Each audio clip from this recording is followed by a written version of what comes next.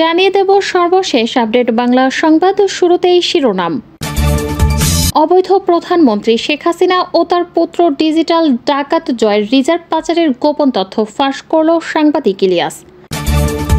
এবং সর্বশেষ জানাবো প্রধানমন্ত্রী শেখ হাসিনা বিদেশে পালানোর গোপন তথ্য ফাঁস, পিনাকি ভট্টাচার্যর বিশেষ প্রতিবেদন। এতক্ষণ শুনছিলেন সংবাদ শিরোনাম, এখন থাকছে বিস্তারিত। সাংবাদিক ইলিয়াস বলেন, বর্তমান সরকার 2009 সালে ক্ষমতায় এসে লুটপাটের ভয়ঙ্কর এক অধ্যায় শুরু করেছিল। শেখ হাসিনা ও তার দুর্নীতিবাজ পুত্র সজীব ওয়াজেদ জয় এমন এক মেশিন উদ্ভাবন করেছিল যে মেশিনের মাধ্যমে কোনো কিছু কেনাকাটা না করেও হাজার হাজার কোটি টাকা লুটপাট করা যায়। এই মুহূর্তে দেশের অর্থনীতিতে যে সংকট চলছে তার মূল কারণ কুইক রেন্টাল নামক ডিজিটাল সেই মেশিন। 2022 সালের 20 জুলাই ডয়েচে ভেলেকে সংবাদ অনুযায়ী কেরানীগঞ্জের পানগাঁও এপিআর এনার্জি বিদ্যুৎ কেন্দ্রটির ক্ষমতা 300 মেগাওয়াট। এই কেন্দ্রটির প্রতি ইউনিট বিদ্যুৎ উৎপাদনে ব্যয় পড়ে 1578 টাকা, যা দেশের ইতিহাসের সর্বোচ্চ রেকর্ড। 200 মেগাওয়াট ক্ষমতার সিরাজগঞ্জে প্যারামাউন্ট এনার্জি লিমিটেডের উৎপাদিত বিদ্যুতের প্রতি ইউনিটের দাম পড়ছে 180 টাকা। এভাবে প্রতিটি কেন্দ্র থেকে সরকার নিজের ইচ্ছামতো দাম ধরে বিদ্যুৎ কিনছে। ইলিয়াস আরও বলেন, যে কেন্দ্রের মালিক সরকারের যতটা কাছের লোক, সেই কেন্দ্র থেকে তত বেশি দামে বিদ্যুৎ কিনছে হাসিনার ডিজিটাল সরকার। এখন প্রশ্ন হচ্ছে, বেশি দামে বিদ্যুৎ কিনে সরকারের লাভ কি? এসব বিদ্যুৎ কেন্দ্র থেকে বিদ্যুৎ কেনার নিয়ম শুনলে আপনি বুঝতে পারবেন সরকার কেন বেশি দামে বিদ্যুৎ কিনছে। সরকার যেসব প্রতিষ্ঠানকে এসব ভাড়াভিত্তিক বিদ্যুৎ কেন্দ্রগুলো তৈরির অনুমোদন দিয়েছে তারা সকলেই সরকারের বাছাই করা লোক। আশ্চর্যের বিষয় হলো, এসব কেনাকাটায় কোনো ধরনের সরকারি টেন্ডারের ব্যবস্থা রাখা হয়নি। সরকারের পছন্দের লোকদের কাজ হলো শুধুমাত্র একটি ধারা ভিত্তিক বিদ্যুৎ কেন্দ্রের মালিক হওয়া, তারপর বসে বসে টাকা গোনা ছাড়া আর কোনো দায়িত্ব নেই।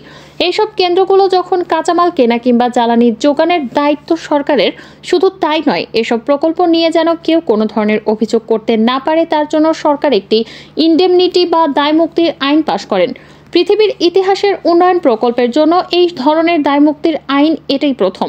এর কারণ ছিল সরকার জানতো এখানে লুটপাট হবে এবং এই লুটপাটের বিরুদ্ধে যেন কোথাও কোনো কথা বলতে না পারে, সে কারণে তারা প্রকল্প শুরুর আগে আইনটি পাশ করে নিয়েছিল 2010 সালে। সাংবাদিক ইলিয়াস বলেন, এসব কেন্দ্রগুলোর মধ্যে সবচেয়ে বেশি সুযোগ সুবিধা দেওয়া হয়েছে সাবেক মন্ত্রী ফারুক খানের ভাই আজিজ খানের সামিট গ্রুপকে।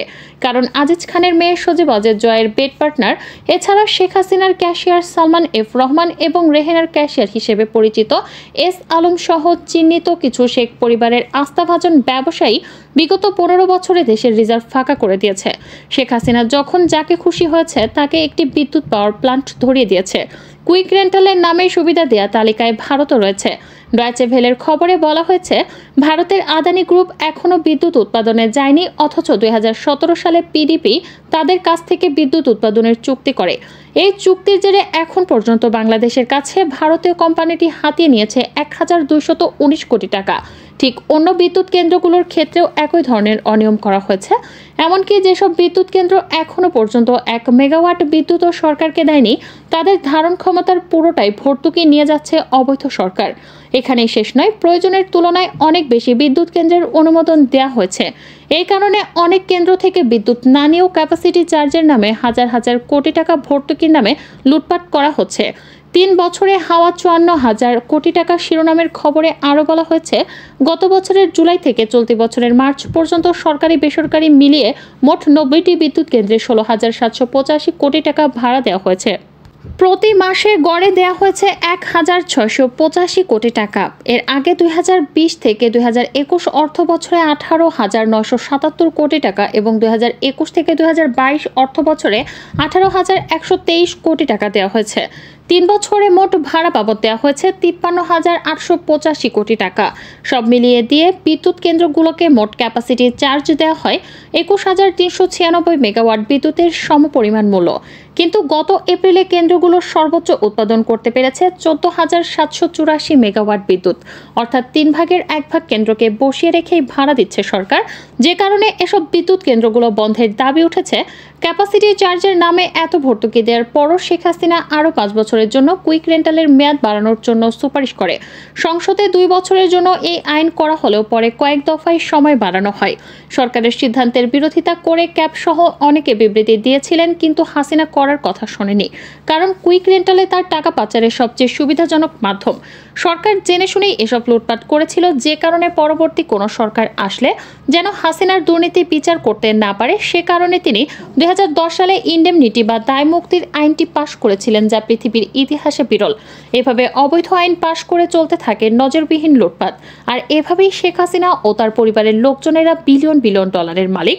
শেখ হাসিনা ও তার পরিবারের বিদেশের সম্পত্তির পরিমাণ কত তা সুনির্দিষ্টভাবে বলা না গেলেও শুধুমাত্র সজেবাজে জয়ের ভাড়াভিত্তিক বান্ধবীর বাবাকে দেখলেই কিছুটা অনুমান করা যায়। জয়ের ভাড়াভিত্তিক বান্ধবীর বাবা আজিজ খান এখন কুইক রেন্টালের টাকায় সিঙ্গাপুরের 10 জন ধনীর মধ্যে একজন। এভাবেই শেখ হাসিনা তার আশেপাশের লোকজন দেশের টাকা বিদেশে পাচার করে দেশের রিজার্ভ ফাঁকা করে দিয়েছে। যে কারণে শেখ হাসিনা এখন ক্ষমতা ছেড়ে দিলেও এরপরে দেশ পরিচালনার দায়িত্ব যারা নেবে তাদেরকে ব্যাপক বেকায়দায় পড়তে হবে। সব মিলিয়ে ঘোর এক অন্ধকারের দিকে বাংলাদেশের ভবিষ্যৎ। তবে তারপরও যত দ্রুত সম্ভব এই লুটপাটকারী সরকারের হাত থেকে রেহাই পাওয়া যাবে বাংলাদেশের মানুষের জন্য ততই মঙ্গল। আমেরিকার নির্দেশ অমান্য করে ভুয়া ভোটে নির্বাচন করে হাসিনা ক্ষমতায় থাকলেও তার মনের সংশয় রয়েছে আমেরিকা তার ক্ষমতার জয় বাংলা করে দিতে পারে। তাই তার বিকল্প কৌশল হলো দেশ থেকে পালিয়ে যেয়ে কিভাবে অন্য দেশে টাকা পয়সা নিয়ে দীর্ঘস্থায়ীভাবে থাকা যায় সেটার বন্দোবস্ত করা। প্রশ্ন ফাঁস করে পাসপোর্ট অফিসের গার্ডও কয়েক কোটি টাকার মালিক। বাংলাদেশ সরকারি কর্ম কমিশনের অধীনে বাংলাদেশ রেলওয়ের উপসহকারী প্রকৌশলী নিয়োগ পরীক্ষার প্রশ্নপত্র ফাঁসের মামলায় সিআইডির হাতে গ্রেফতার 17 জনের একজন শাহাদাত হোসেন। তিনি কাজ করেন পাসপোর্ট ও ইমিগ্রেশন অধিদপ্তরের নারায়ণগঞ্জ জেলা কার্যালয়ের নিরাপত্তা কর্মী বা গার্ড হিসেবে। পিএসসির প্রশ্নপত্র ফাঁস চক্রের সঙ্গে যুক্ত হয়ে গড়েছেন অনেক সম্পদ। শাহাদাতের গ্রামের বাড়ি নাটোরের সিংড়ায়, রাজধানীর কাফরুলের ইব্রাহিমপুরে তার আছে একটি বাড়ির দামে কয়েকটি কোটি টাকা। নারায়ণগঞ্জে কিনেছেন কয়েক বিঘা জমি। আন্তর্জাতিক ড্রাইভিং পারমিট নিয়ে ভয়ঙ্কর জালিয়াতির অভিযোগ উঠেছে অটোমোবাইল অ্যাসোসিয়েশনস অব বাংলাদেশের বিরুদ্ধে। প্রতিষ্ঠানটি দীর্ঘদিন ধরে গোপনে ভুয়া আন্তর্জাতিক পারমিট সরবরাহ করে প্রতারণা করছে।